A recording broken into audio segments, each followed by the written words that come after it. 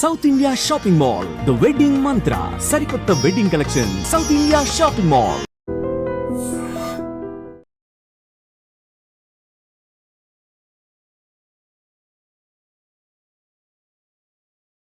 నుంచి ఇది మే అంటే ఎన్ని నెలలు అయిపోయింది? ఆరు కాదు 8-9 నెలలు అయింది. ఇంతవరకు అతి లేదు గతి లేదు. అట్లాగే 1-2 కాదు, ఇది కర్ణాటకలో జరిగిన వాల్మీకి కుంభకోణం. 187 కోట్ల వాల్మీకి స్కామ్లో కర్ణాటకలో అరెస్టులు జరిగినాయి. అందులో పైసలు 45 కోట్లు తెలంగాణకు వచ్చినాయి. కానీ తెలంగాణలో మాత్రం ఇక్కడ ఏ కాంగ్రెస్ నాయకులకైతే 45 కోట్ల రూపాయలు వచ్చినాయో పార్లమెంట్ ఎన్నికల సందర్భంగా వాళ్ళ పేర్లు బయటికి రావు, వాళ్ళ మీద ఏం యాక్షన్ ఉండదు, వాళ్ళని కనీసంగా ఎంక్వైరీ చేయాలన్న ఆలోచన కూడా ఇక్కడ ఎన్ఫోర్స్మెంట్ డైరెక్టరేట్ చేయదు. ఇక్కడేమో పొంగులేటి గారి ఇంటి మీద రైడ్ అయితే వార్త రాదు బయటికి, ఏం జరిగిందో ఎవరికి తెలియదు, అదొక బ్రహ్మరహస్యం. అట్లాగే వాల్మీకి కుంభకోణంలో 45 కోట్లు తెలంగాణకు వచ్చినాయని చెప్పి స్పష్టంగా ఈడీ రిమాండ్ డైరీలో రాసింది. నా ఆరోపణ కాదు, ఈడీ కర్ణాటకలో రిమాండ్ డైరీలో రాసింది. మొత్తం 187 కోట్ల కుంభకోణంలో 45 కోట్లు తెలంగాణ కాంగ్రెస్ నాయకులకు వచ్చినాయి. అవి రావడమే కాదు, ఇక్కడ మందు ఉన్నారు, ఇక్కడ ఎలక్షన్లో ఆ డబ్బులు వాడినారు అని చెప్పి కూడా స్పష్టంగా ఆధారాలతో సహా మరి డీటెయిల్డ్గా వచ్చింది. కానీ ఇంతవరకు ఆ వాల్మీకి స్కామ్ ఏమైందో, ఆ 45 కోట్లు ఎవరికి వచ్చినాయో ఇంతవరకు అది కూడా మరొక బ్రహ్మరహస్యం. అట్లాగే మేము ఆరోపణలు చేయడం కాదు, ప్రధానమంత్రి నరేంద్ర మోడీ గారు మే 10 తారీఖు నాడు 2024 హైదరాబాద్కు వచ్చారు, తెలంగాణకు వచ్చినారు. వచ్చి ఆ రోజు ఆయన అన్నమాట, తెలంగాణలో విచ్చలవిడి అవినీతి జరుగుతోంది, RRR ట్యాక్స్ నడుస్తోంది, ఇక్కడ రాహుల్ రేవంత్ రెడ్డి ట్యాక్స్ నడుస్తున్నది అని స్వయంగా ప్రధానమంత్రి మోడీ గారు అన్నమాట. మరి దాని మీద ఇప్పటివరకు మే 11, మొన్ననే మే 11 కూడా అయిపోయింది, వార్షికోత్సవం కూడా అయిపోయింది. ఇప్పటి వరకు అతి లేదు గతి లేదు, ఇప్పటి వరకు ఒక్క అడుగు ముంగట పడ్డది లేదు. అట్లాగే మేము మా పార్టీ తరఫున కూడా చాలా స్పష్టమైన ఆరోపణలు చేస్తూ ఆధారాలతో సహా సివిల్ సప్లై స్కామ్ ఏదైతే జరిగిందో దానిలో జరిగిన కుంభకోణాన్ని మేము స్పష్టంగా ప్రజల ముందుకు తెచ్చాము. మరి అట్లాగే ఏజెన్సీస్ దగ్గర కూడా పోయాం.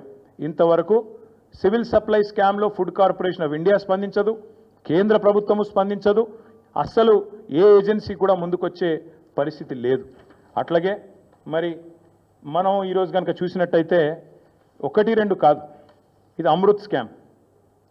అమృత్లో రేవంత్ రెడ్డి గారి బావమరిది కంపెనీ శోధా కన్స్ట్రక్షన్స్ అనే కంపెనీకి మరి సృజన్ రెడ్డి గారు అనే వ్యక్తికి ఆయన కంపెనీకి అర్హతలు లేకపోయినా, ఆయన కంపెనీకి ఫైనాన్షియల్ కేపబిలిటీ లేకపోయినా 1137 కోట్ల వర్క్ ఇచ్చారు అని మేమేదైతే ఆరోపణ చేశామో ఆధారాలతో సహా స్వయంగా కేంద్ర మంత్రి మనోహర్ లాల్ ఖట్టర్ గారిని కలిసి ఆరోపణలతో సహా ఆధారాలతో సహా వారికి డీటెయిల్డ్ నోట్ కూడా ఇచ్చి వస్తే ఇప్పటి వరకు కనీసం ఒక్క మాట కాదు కదా, ఒక్కటంటే ఒక్క అడుగు కూడా ముంగట పడలేదు.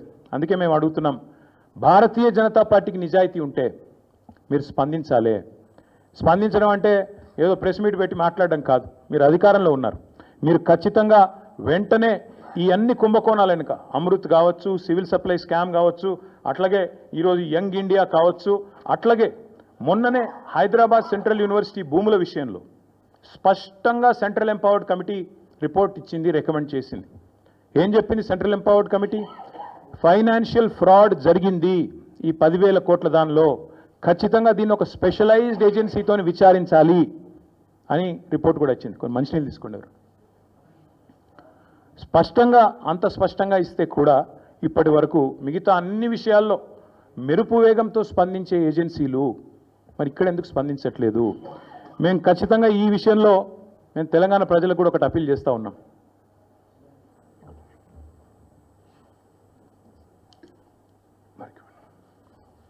తెలంగాణ ప్రజలకు కూడా ఒకటి అప్పీల్ చేస్తూ ఉన్నాం. ఇక్కడ ఎవరితో కుమ్మక్కు అవుతున్నారో దయచేసి అర్థం చేసుకోండి. అమృత్ కుంభకోణంలో రేవంత్ రెడ్డి గారి బావమరిది వ్యవహారం ఉండి కూడా రేవంత్ రెడ్డిని కాపాడుతున్నది కేంద్ర ప్రభుత్వం. RR ట్యాక్స్ అని చెప్పి స్వయంగా ప్రధానమంత్రి ఆరోపణ చేసి ఇక్కడ బిల్డర్ల దగ్గర 200 రూపాయలు స్క్వేర్ ఫీట్కి వసూలు చేస్తున్నా ఇప్పటి వరకు ఉల్కకుండా పలకకుండా ఉన్నది కేంద్ర ప్రభుత్వం. అట్లాగే సివిల్ సప్లై స్కామ్లో ఈ ప్రభుత్వాన్ని కాంగ్రెస్ను కాపాడుతున్నది కేంద్ర ప్రభుత్వం.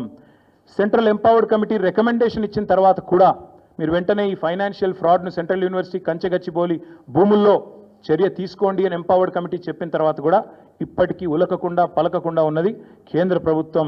మరి ఈరోజు ఈ విషయంలోనన్నా నేషనల్ హెరాల్డ్ విషయంలోనన్నా స్పందిస్తారో లేదో మేము కూడా చూస్తాం. ఒక నెల రోజులు ఎదురు చూస్తాం. మేము కూడా చూస్తాం ఒకవేళ మరి కేంద్ర ప్రభుత్వం ముందుకు వస్తుందా రాదా. ఎందుకంటే మీకు తెలుసు ఫార్ములా ఈలో ఏదో జరిగిపోయింది, దున్నపోతు ఈనింది అని కాంగ్రెస్ వాడనంగానే కట్టేయండి దుడ్డనని చెప్పి గవర్నర్ గారు స్పందించి వెంటనే ఆగమేఘాల మీద మెరుపు వేగంతో స్పందించి ప్రాసిక్యూట్ చేయాలన్నారు. మేము కూడా కలుస్తాం గవర్నర్ గారిని, ప్రాసిక్యూట్ చేయండి ముఖ్యమంత్రి గారిని అని అడుగుతాం. తప్పకుండా ముఖ్యమంత్రి గారు ప్రాసిక్యూట్ కావాల్సిందే, ఆయన ప్రజాక్షేత్రంలో దోషిగా నిలబడవలసిందే, చేసిన తప్పులకు తప్పకుండా శిక్ష అనుభవించాల్సిందే. అట్లాగే ఇంకొక మాట కూడా చెప్తా ఉన్నాం, ఒకవేళ కేంద్ర ప్రభుత్వం కూడా స్పందించక బీజేపీ కూడా ఒక రక్షణ కవచం మాదిరిగా ఏదైతే ఇన్ని రోజులు రేవంత్ రెడ్డి గారిని కాపాడుతూ వస్తున్నదో, మరి తప్పకుండా ఒకవేళ వారు స్పందించకపోతే నెల రోజుల తర్వాత పార్టీలో మేము కూడా కూర్చుని కార్యాచరణ ఏం చేయాలో తీసుకుంటాం. ప్రజాక్షేత్రంలో అవసరమైతే తప్పకుండా ఈ ముఖ్యమంత్రి గారిని, అదేవిధంగా ఆయనను ఒక కవచ కుండలాల మాదిరిగా కాపాడుతున్న బీజేపీని, కేంద్ర ప్రభుత్వానికి కూడా ప్రజల ముందు ఎండగడతామని చెబుతూ ఇక చివరిగా నేను చెప్పేది ఒకటే. మొన్ననే పాలమూరులో సిబిఐ దర్యాప్తు అక్కర్లేదు, పాలమూరులో అవినీతి